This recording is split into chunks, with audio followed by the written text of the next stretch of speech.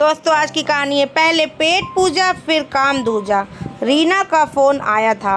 Mummy, मैं कुछ दिन के लिए घर आ रही हूँ। सुनते ही कौशल्या मुस्कुरा दी। बहुत दिन बाद बेटी घर आ रही है।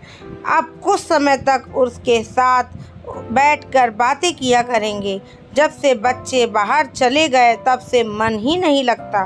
घर में दिन भर के काम निपटा लो, फिर वही दिनचर्या। नया करने को तो जैसे कुछ रह ही नहीं गया है। कौशल्या ने बहुत सारे प्रोग्राम बना लिए। एक दिन रीना के साथ पिक्चर देखने जाऊंगी, एक दिन मॉल जाऊंगी और एक दिन बड़े हनुमान जी के दर्शन करने जाऊंगी। पतिदेव को तो अपने बिजनेस से फुर्सत ही नहीं थी। रात में जब शोरूम से लौटकर आते हैं, आज तो बहुत थक गया हूँ, यही बहाना चल जाता है। उसे भी लगता है क्या फ़ायदा इनको परेशान करने में। कौशल्या जी के सामानों की और प्रोग्राम की दोनों की लिस्ट लंबी हो रही थी। ऐसी उतावली हो रही थी जैसे बेटी ना आकर कौन सा कारू का खजाना उनके घर आ रहा हो। कौशल्या दिन तो छोड़ घंटे गिनने लगी थी कि परसों बेटी घर आएगी। सच में अकेलापन अपने आप में एक बहुत बड़ी बीमारी। कितना भी अपने आप को व्यस्त रखने की कोशिश कर लो, सुबह मॉर्निंग वॉक पर चले जाओ, फ्रेंड से बातें कर लो, महीने में 2 बार किटी कर लो, लेकिन फिर तो अकेले रहना ही है। वैसे कौशल्या ने अपने आप को बहुत व्यस्त कर रखा है, लेकिन फिर भी यह मन ही तो है जो मिल जाता है उसमें संतुष्ट नहीं होता और ज़्यादा पाने की कोशिश करता है। इंतज़ार का दिन खत्म हुआ और रीना आ गई। आते ही कौशल्या के गले लग गई और बोली, माँ कैसी हो? बहुत इंतज़ार किया है ना मेरा। कौशल्या जी सबका तो बहुत ख्याल रखती हैं, लेकिन अपना ध्यान बिल्कुल भी नहीं रखती। ना अपने खाने पीने का ध्यान, ना अपने स्वास्थ्य का ध्यान। रीना जब सुबह उठकर आई तो सुबह के 10:30 बज रहे थे।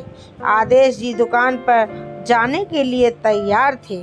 रीना ने कहा, अरे मैं तो आज बहुत सो गई। ऐसा लग रहा था अपने घर आकर कितनी सुकून की नींद आई है। आपने भी नहीं जगाया। कौशल्या बोली, मैं तो जगाने जा रही थी, लेकिन तुम्हारे पापा ने ही मना कर दिया। बोले, आज तो चैन से सोने दो। कौशल्या बोली, रीना बेटा फ्रेश हो गई? मैं आपका नाश्ता लगाती हूँ। रीना ने कहा, आपने नाश्ता कर लिया? नहीं, अभी नहीं। कौशल्या जी ने कहा, अभी तो पूजा करूँगी भगवान जी की, इसके बाद ही खाऊंगी।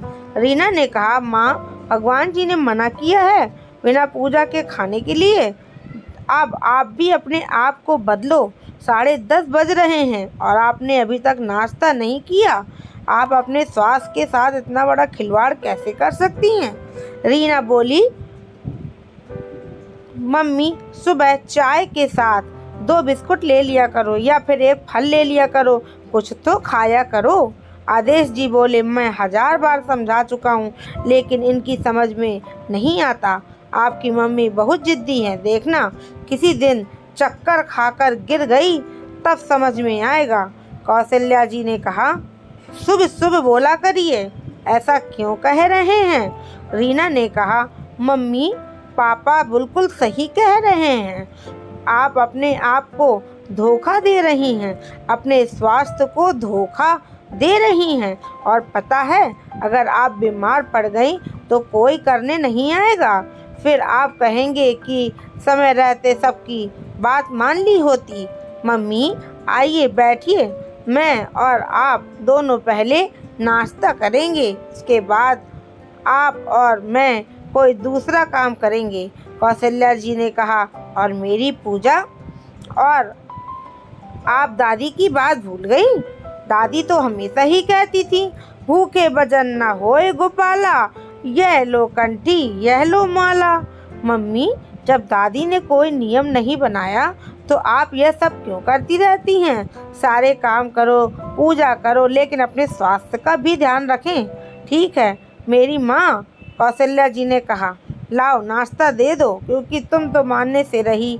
ऐसा लग रहा है मेरी बिटिया शादी के बाद और ज़्यादा होशियार और समझदार हो गई है। वह तो हो ही गई हूँ मैं, क्योंकि मेरी सासू माँ भी यही कहती है, सुबह उठकर बहुत देर तक खाली पेट मत रहो, गैस बन जाती है। इसलिए वह 2 या बिस्किट खाकर चाय पी लेती हैं और हम सब लोगों को भी सुबह जल्दी नाश्ता करने को कहती हैं। इसलिए चलिए मम्मी, चाय ठंडी हो रही है, आइए दोनों पीते हैं। रीना ने अपनी माँ को एक नुकसानदेह आदत से छुटकारा दिलाया।